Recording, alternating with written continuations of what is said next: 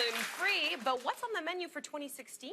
Here to serve up some of the biggest health food trends we'll be seeing this year is holistic nutritionist Kim Dion. Hi, Kim. Kim, the new year is upon us. A lot of us are being a lot more conscious about what we put in our mouths and our bodies. So what are you excited for this year? You know what, Tracy, when you look at like just trends, mainstream food trends, what I get so excited about is that these days, especially for 2016, you see health food as being a mainstream food trend. And that totally pumps me up as a holistic nutritionist, the fact that people are more health conscious, they're more educated about what they should be putting in their mouths. I'm just like, it just makes me so happy. Great. Great. Yes.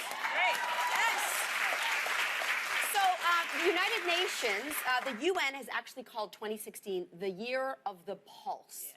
Like, not like this pulse, or what is a pulse? What does this mean? Yeah, I love that they call it pulse because they're actually good for heart health. Go, my heart skips a beat for pulses. Okay.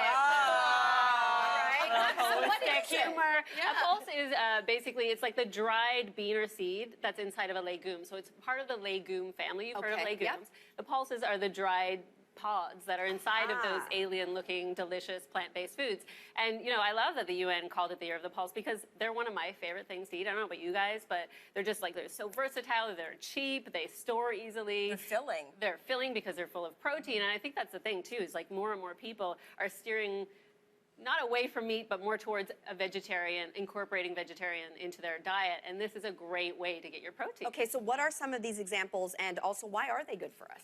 Well, they're good for us for so many reasons, you know, like there's B vitamins, magnesium, and all the rest. But I think really it's that protein and fiber. You know, they have those two things that will keep you full. They help balance blood sugar. They help with heart problems, anything like that, heart disease. They are also great for gut health, you know, and they really will keep you full for a long time. You can add them to anything. Okay. You know, like they're so versatile. So I'm seeing chickpeas as an example of a pulse. Yes. And so You like saying pulse. You love to I love to say that pulse. I know, pulse. So talk to us about how to prepare these, and are you going to go for canned versus dried? And tell us all. That's a good question. Well, if you're crunch for time, crunch. I love the pun because those are actually crunchy spiced chickpeas. They're so easy to make. These came from a can because I had no time last night. I just threw them in the oven. They're so simple. Olive oil, salt and pepper, and then you have these like delicious snacks and put a little spice on them. But if you have more time, I would recommend getting the dried versions of pulses because they store longer and they're just, you know, they're a little bit more nutritious. I would soak them a little bit, you know, up to 8 hours you can soak some of them before you make them. But it's good to know you can just do a canned stuff Yes. and get it done and have it on you so you don't make an unhealthy choice. Exactly, exactly. Okay, Yeah. Like Kim, last year it was all about kale. It felt like everyone was talking about eating kale. I love kale and I still eat it a lot, right? It's so good. Kale salad, you can do it so many different ways. Yep. But let's just say there's someone out there who's a little bit tired of kale.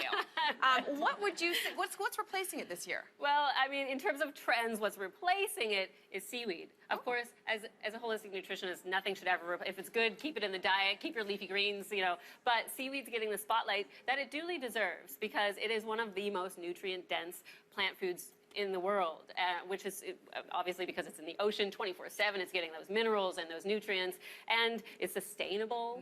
So, you know, in terms of harvesting it and growing it in the ocean, no land space. So, you know, that's why it's really catching on and getting that spotlight that it deserves. Okay, so I know Jaya and I really love the dried seaweed. We use it as seaweed snacks. But are there any other ways that I can use it other than sushi and because that's what my experience is. Yeah, that's exactly. And that's the thing, too. Like, because people in North America, it's just becoming mainstream. You're like, what do I do with this?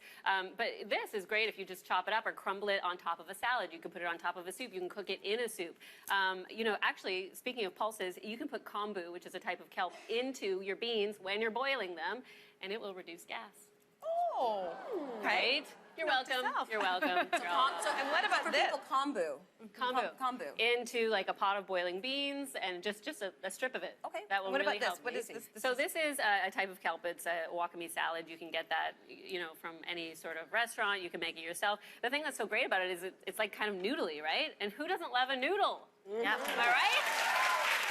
So this is like a super, I mean, the other thing about them is just that they're so full of minerals that you can almost use them as a replacement for salt. So a lot of the time they have those little shakers that they have those in. And So this is seaweed too? I'm only familiar Yes. with it like this. Oh, yes. This is red seaweed. This So I is- would just crumble this up and throw You it in can my crumble salad? it up, and actually they have little shakers that do that for you. You can at a health food store, you can get it, shake it on the way that you would shake salt onto anything, and it's natural. Or the way you'd shake it off like Taylor Swift. Right. All kinds of cute skills. I love it. Okay, Kim, I have to be honest, I'm not a big fan of oatmeal. It's just so, it has no personality. It's like so, and it's like a blob, and there's no taste. However, you're saying that oatmeal's getting a facelift? It totally is, and if you follow any health foodie on Instagram at all, you will know oat bowls are huge. There's a hashtag. Oatmeal porn. Seriously. Okay. It's an oxymoron if I've ever heard one. Oatmeal does not scream sexy to me, so you're gonna have to Okay, convince me. convince Turn you. me on with your oatmeal. Because you can make it so pretty. Well, you can do that. How much time do we have? You can make it, sorry.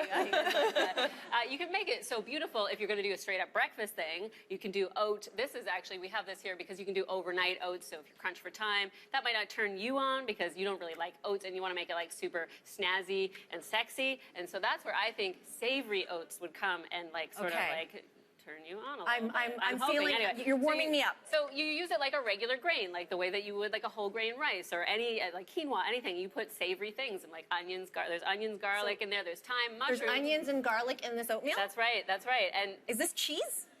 it is a little bit of cheese every so often, not gonna hurt us. And mushrooms, I see. And Is this mushrooms. Okay, so And it's so like it's- how do you say it, risotto. Melissa? It looks like There you go. There you Melissa go. says it best. Okay. better you So it's like saying an it than me. oatmeal risotto. You could call it, let's call it that. We just call them savory oats, but right? Right? Yeah. It keeps you full long. It's got lots of fiber. I mean, we talked about fiber with heart health and with keeping you full long and blood sugar balance, but gut health. So many people are more aware of how important our gut health is, and so fiber actually feeds the good bacteria in your gut. Not bad. Yeah. Oh. So Lady likes it.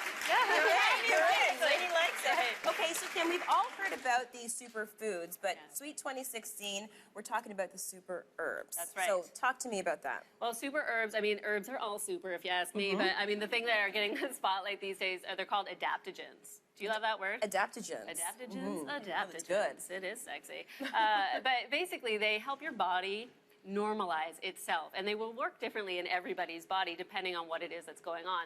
They're very known for helping you to cope with stress.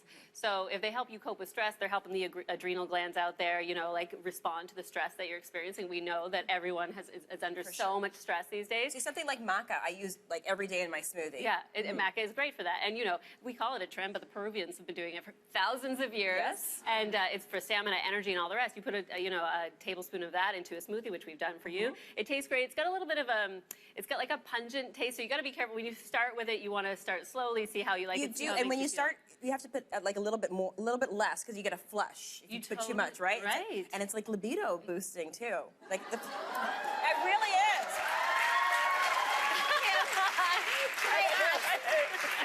If that wasn't reason enough. I know. Start. It's Friday. That's crazy. The weekend's upon us. Yeah. But I'm curious because I love health foods, and yet I would still be intimidated because I wouldn't even know where to start. If I have an issue here or I have an issue here, where do I even go for advice on what I should be taking? Exactly, that's a great question. So you're going to want to see out an herbalist or a traditional Chinese medicine practitioner. You should talk to your doctor if you're going to be doing something like this. These are good for you, but you just want to be careful that it's not interacting with any other thing that you're doing. But people are using it for fertility, for it's really they're calling them the miracle herbs, really. Okay. So or a naturopath, of course. If you have a naturopath, you should talk to them about it. Yeah. All right. Yeah. And thank you so much for You like pulsing and super herbing and all that good stuff. And she's a Virgo, so she makes it all right in my book. Okay, so the Kim 2016 sounds pretty delicious. We'll be right back on the other side of this break.